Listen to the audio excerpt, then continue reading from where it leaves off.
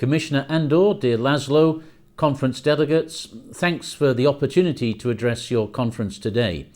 You are part of a very important initiative to review the efforts to modernise European Union labour law and to ensure more equitable and inclusive labour markets for the world of work in the 21st century. The ILO and the EU have a common mandate to ensure minimum standards that strengthen workers' rights and working conditions. But it's proven difficult to keep up with the rapid adjustment of labour laws intended to have an impact in rebalancing the significant social and economic challenges faced over recent years. Many of these reforms depart from long-standing traditions of social dialogue and have given rise to modifications of prevailing collective bargaining models and shifts in employment protection. We have seen rising inequalities and little or no impact on unemployment and poverty levels. As you deliberate future priorities, I would urge you to reflect beyond labour law and contemplate the role that complementary policy measures such as social protection schemes and active labour market policies can play in addressing the multiple causes of social and economic phenomena such as labour segmentation. Besides the ever-present challenges of job creation, market-based pension reforms introduced by some European countries are challenged by the financial crisis, and we are thus seeing a new trend to renationalise these schemes. The timeliness and the relevance of the ILO's social protection floors recommendation can assist even European countries in assuring that all members of society, and essentially the most vulnerable, enjoy at least a basic level of social security throughout their lives, based on the principles of solidarity, adequate benefits, and predictability. We must also pay special heed to particularly vulnerable categories of workers who fall through the cracks in the legislative framework too frequently. Take the situation of domestic workers. Labour inspectors are often ill-equipped to deal with the special nature of domestic work. ILO Convention number 189 on domestic work sets out the measures to fill these labour and social protection gaps, and I hope that all EU member states will follow the example given by Germany and Italy in ratifying the convention and in so doing recognising the economic and social value of domestic work.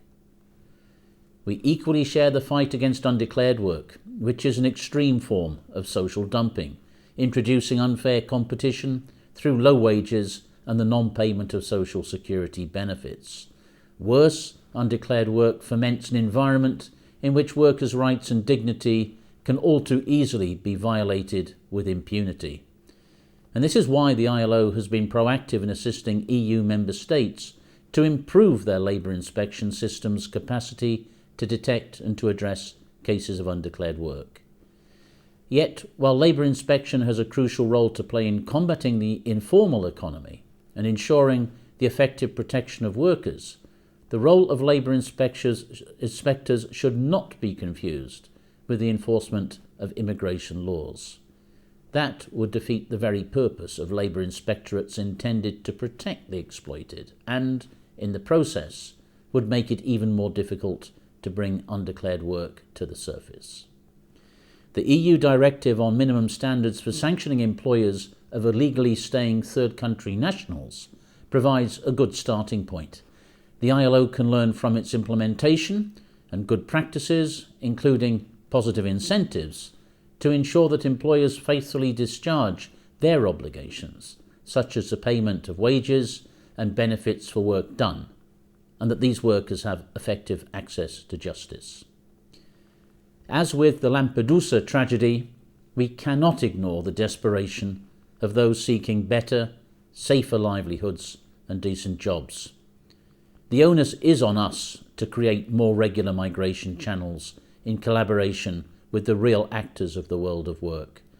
And I encourage you to take the opportunity of this conference to meet this challenge head-on and propose a holistic roadmap to fully address the many different angles to this global problem. Increasing numbers of workers have been driven not only to accept substandard conditions of employment, but to join criminal trafficking networks that deprive them of their fundamental human rights and dignity, while perpetuating the very poverty from which they seek to escape. Recognizing the need for greater protection and compensation for the victims of trafficking, the ILO has embarked upon the adoption of an instrument to complement its forced labour conventions. It's yet another opportunity for our organisations to combine their efforts to achieve the elimination of forced labour.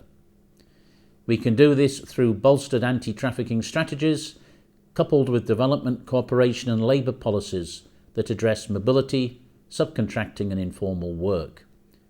And finally, I would recall the important place accorded by the Oslo Declaration, adopted by the 9th ILO Regional Meeting in April of this year, to the fundamental freedom of association and collective bargaining rights that are key to internal adaptability and policy choices that correspond to the real economy and limit social unrest. Together, the social partners can facilitate the development of policy alternatives and mechanisms in case of conflict, and I trust that our joint research with the European Commission on the impact of the crisis on social dialogue will assist both our institutions in forging the way for the right policy choices for the future. I wish you all success in your conference.